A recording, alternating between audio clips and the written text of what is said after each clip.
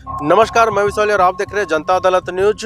झारखंड के पूर्व मुख्यमंत्री व दिशोम गुरु कहे जाने वाले नेता शिबू सोरेन हमेशा हमेशा के लिए हम सबको अलविदा कह के 4 अगस्त सुबह को चले जाते हैं और साथ ही साथ पूरे झारखंड वासियों की आंखें नम करके भी वो चले जाते हैं। अब आज हम लोग पूरे इस वीडियो में हम लोग जानने का कोशिश करेंगे कि शिबू सोरेन जो कि एक साधारण सा लड़का दिशोम गुरु कैसे कहा जाने लगा, कैसे लोग उनको दिशोम गुरु के नाम से बोले जाने लगे। तो हम लोग बात करेंगे शिबू सोरेन का जन्म का।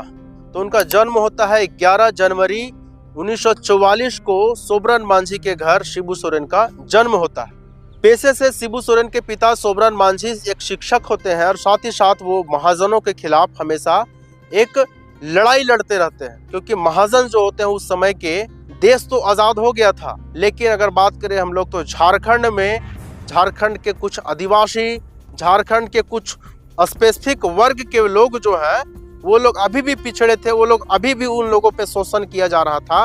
वो लोग अभी भी जो है वो शोषण का शिकार हो रहे थे। उन लोगों से अंग्रेज तो हमारे देश से चले गए थे, लेकिन उन लोगों से शोषण हो रहे थे जो महाजन लोग थे, जो सूदखोर लोग थे, जो कि उन्हीं आदिवासियों के जमीन पर उन्हीं से मजदूरी करवाया जाता था, जबरन और उनसे वसूली किया जाता था। यानी कि जितना उनको पैसा दिया जाता था खेती करने के लिए, उससे 1.5 गुना वो वसूलते थे। और अगर वो लोग अगर नहीं दे पाते थे, किसान अगर जो है आदिवासी किसान जो है वो नहीं अदा कर पाते थे, तो उनका जबरन जो है उनका जमीन जो है अपने नाम करवा लिया करते थे। इस तरह का जो है शोषण किया जाता था उन आदिवासियों पर, जिनके खिलाफ अगर बात करें हम लोग शिबू सोरेन के पिताजी सोबरन मांझी जो है उन्हीं महाजनों के खिलाफ, उन्हीं सूदखोरों के खिलाफ उनका लड़ाई जारी था। लेकिन एक ऐसा समय आता है जब शिबू सोरेन हॉस्टल में होते हैं, गोला रोड स्थित जो है, और साथ ही साथ शिबू सोरेन के बड़े भाई राजा राम सोरेन, दोनों भाई जो है हॉस्टल में पढ़ते होते हैं। उसी हॉस्टल में पहुंचाने के लिए उनके पिताजी जो है राशन जा रहे होते हैं। रास्ते में जब सूदखोरों के गुंडों जो है उनको रास्ते में पकड़कर उनका हत्या कर देते हैं। अब सोचिए कि उस समय जो है जब वो सुनते हैं, इस बात को सुनते हैं, तब शिबू सोरेन जो है अपने पढ़ाई को वहीं पे स्थगित कर देते हैं, वहीं पे छोड़ देते हैं अपना पढ़ाई, और उनका पढ़ाई में जो है मन लगना खत्म हो जाता है। और वो जो है वो पढ़ाई से ज्यादा इम्पोर्टेंट वो है, वो समझते हैं कि उन सूदखोरों के खिलाफ लड़ाई लड़ना है, उन महाजनों के खिलाफ लड़ाई लड़ना है, उन शोषणकर्ताओं के खिलाफ लड़ाई लड़ना है जो कि बेगुनाह आदिवासियों पर शोषण कर रहे थे। उनके खिलाफ उनका भी लड़ाई जो है वो जारी हो जाता है। और जारी हो जाता है इस लड़ाई में अगर महत्वपूर्ण भूमिका अगर बात करें हम लोग, तो शिबू सोरेन के माताजी, अपने पति का वो हत्या हो जाता है उसी काम में। और उनके माताजी जो है वो अपने बेटे को यही बात बोलते हैं कि अब जो काम तुम्हारे पिताजी नहीं कर पाए वो काम अब हमारे बेटा करेगा। और वो जो है अपने बेटे को यानी कि शिबू सोरेन को उसी लड़ाई में शामिल करते हैं और उसका योगदान, उसमें योगदान जो है उनके माताजी का बहुत बड़ा योगदान उसमें होता है। अब इस लड़ाई में शिबू सोरेन जो है उतर तो जाते हैं, बिगुल बजा तो देते हैं, लेकिन एक समय ऐसा आता है जब शिबू सोरेन जो है वो लड़ाई लड़ रहे होते हैं, वो सभी को जागरूक कर रहे होते हैं। पारसनाथ के उन पहाड़ियों के पीछे जाकर के वो सभी आदिवासियों को एकजुट करके सूदखोरों के खिलाफ, महाजनों के खिलाफ लड़ाई लड़ते हुए दिखते हैं। लेकिन एक ऐसा समय आता है जब महाजनों ने, जब सूदखोरों के गुंडों ने उनको पूरी तरह से घेर लिए होते हैं। जब वो अपने बाइक से, अपने गाड़ी से वो जा रहे होते हैं, वो गाड़ी एक नदी में कूदा देते हैं, एक तालाब में वो है, वो गाड़ी सहित वो कूद जाते हैं। जिसके बाद उन सूदखोरों को लगता है, उन महाजनों को लगता है कि उनका अंत जो है वो हो गया है। लेकिन उस समय उनका अंत नहीं होता है। वो तैर कर बाहर आते हैं और फिर से वो जो है लड़ाई उनका या और भी ज्यादा तेज हो जाता है। फिर शिबू सोरेन जो है उनका लड़ाई कुछ इस प्रकार हो जाता है कि उनका लड़ाई एक आंदोलन का रूप ले लेता है और आदिवासियों को एकजुट करके वो तीर कमान उठा लेते हैं। और तीर कमान इसीलिए उठाते हैं, उन सूदखोरों, उन महाजनों के खेतों पर जा करके एक धनकट्टी आंदोलन शुरुआत करते हैं। धनकट्टी आंदोलन में होता है कि शिबू सोरेन जो है अपने साथियों के साथ मिलकर जिस खेत में धान काटना होता है, उस खेत के चारों तरफ से वो तीर कमान लेकर के खड़ा हो जाते हैं और उन खेतों में जो है महिलाओं के द्वारा धान काट लिया जाता है। उस तरह से जो है सभी महाजनों के खिलाफ जो महाजन जो है उन आदिवासियों के खेतों को हड़प लेते हैं, उन सभी के खेतों में जाकर इसी तरह से धान काट लिया जाता है, जबरन धान काट लिया जाता है। अब इनका लड़ाई जो है इतना ज़्यादा संघर्षशील हो जाता है, सभी आदिवासियों को लगता है कि इन पर एक उम्मीद का किरण दिखने लगता है। आखिर अब सोचिए कि अंग्रेजों के बाद शोषण उन पर बंद नहीं होता है, महाजनों का शोषण जो है उनका उन पर जारी रहता है, जिसके बाद अब उनको लगता है, एक उम्मीद की किरण नजर आती है कि अगर हमारा आदमी अगर राजनीति में कदम रखता हो तो हम लोग को बहुत ही उससे लाभ मिल सकता है। तो इसीलिए सभी आदिवासियों ने मिलकर उनको राजनेता मान लेते हैं। इन सभी घटनाओं के बाद शिबू सोरेन को दिसोम गुरु के नाम से भी लोग पुकारने लगते हैं, यानी कि इन्हीं सब घटनाओं के बाद से शिबू सोरेन बन जाते हैं दिसोम गुरु। दिसोम गुरु अर्थात देश का गुरु।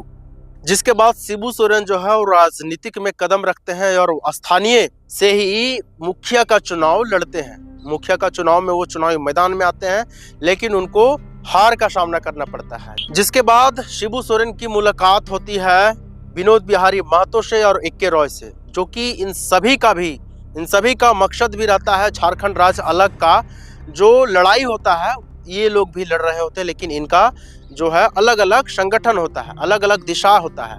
लेकिन संगठन तो अलग अलग होता है, लेकिन दिशा जो है सभी का सेम होता है, एक ही होता है। जिसके बाद सभी लोग मिलजुल कर सभी लोग आपस में मिल जाते हैं। इन तीनों नेता के द्वारा झारखंड राज्य अलग का जो लड़ाई है वो जारी हो जाता है। यानी कि अभी तो एक ही नेता लड़ाई लड़ रहा था आदिवासियों के शोषण के खिलाफ। झारखंड राज्य अलग का मांग जो है इसी कारण से हुआ था, क्योंकि आदिवासियों का लगातार शोषण किया जाता था।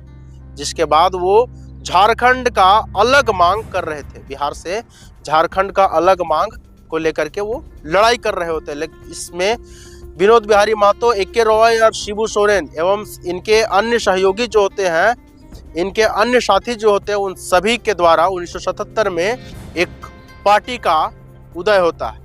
वो पार्टी होता है झारखंड मुक्ति मोर्चा, जो कि वर्तमान में इन्हीं का सत्ता अभी कायम है। झारखंड मुक्ति मोर्चा का उदय हो जाता है, जिसके बाद जो है सभी मिलकर जो है झारखंड राज्य अलग का आंदोलन करते हैं। जिसके बाद सन 2000 का ईस्वी होता है, मानसून सत्र चल रहा होता है लोकसभा में। उसी मानसून सत्र में शिबू सोरेन जो है वो सभी साथियों को लेकर के, सभी आदिवासी जो होते हैं, जो समर्थक होते हैं, सभी को लेकर के वो दिल्ली पहुंच जाते हैं। दिल्ली जंतर मंतर से लेकर के संसद भवन तक उनका जाने का तय किया जाता है कि वहां से वहां तक हम लोग एक आंदोलन को जारी रखेंगे। लेकिन उनका आंदोलन जो है रास्ते में ही रोक दिया जाता है। लेकिन जहां पे उनका आंदोलन रोका जाता है वहीं से वो आंदोलन करना शुरू कर देते हैं। वहीं से वो झारखंड राज्य का बिल जो है, झारखंड का बिल जो है, वो उसका प्रस्ताव का मांग करने लगते हैं कि झारखंड राज्य अलग होना चाहिए। जिसके बाद पूरे देश में सियासी हलचल तेज हो जाता है और उस समय मानसून सत्र भी चल रहा होता है।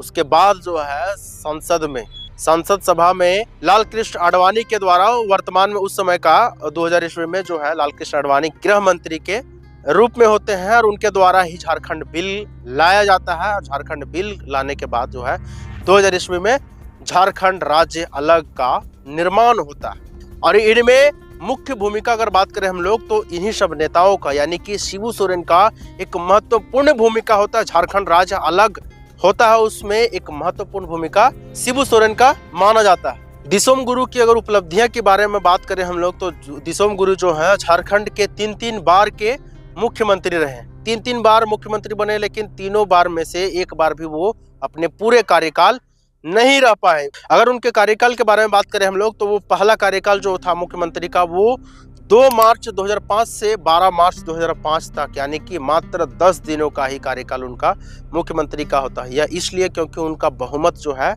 नहीं होता है, उनकी सरकार जो है वो मात्र 10 दिनों में ही गिर जाती है। जिसके बाद वो है झारखंड के मुख्यमंत्री से इस्तीफा दे देते हैं। इनके बाद अगर दूसरे कार्यकाल की बात करें हम लोग तो दूसरे कार्यकाल उनका 3 साल बाद यानी कि 2008 में होता है, जिसमें भी वो मात्र 5 महीने का बतौर मुख्यमंत्री वो रह पाते हैं। जिसके बाद वो अगले साल यानी कि 2009 में भी वो मात्र 5 महीने का कार्यकाल पूरा कर पाते हैं।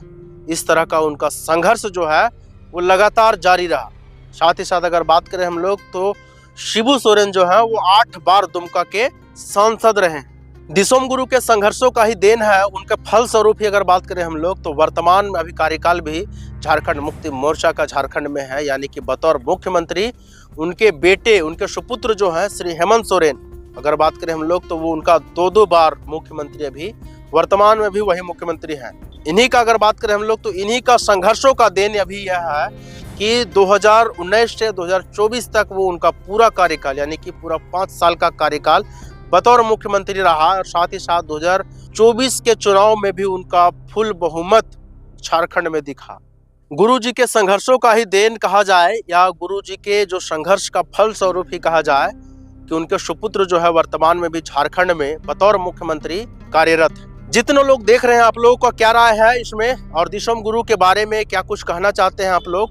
उनके श्रद्धांजलि के अगर बात करें हम लोग, उनके श्रद्धांजलि अर्पित करने के लिए 2 शब्द आप लोग कमेंट में जरूर लिखिएगा। धन्यवाद।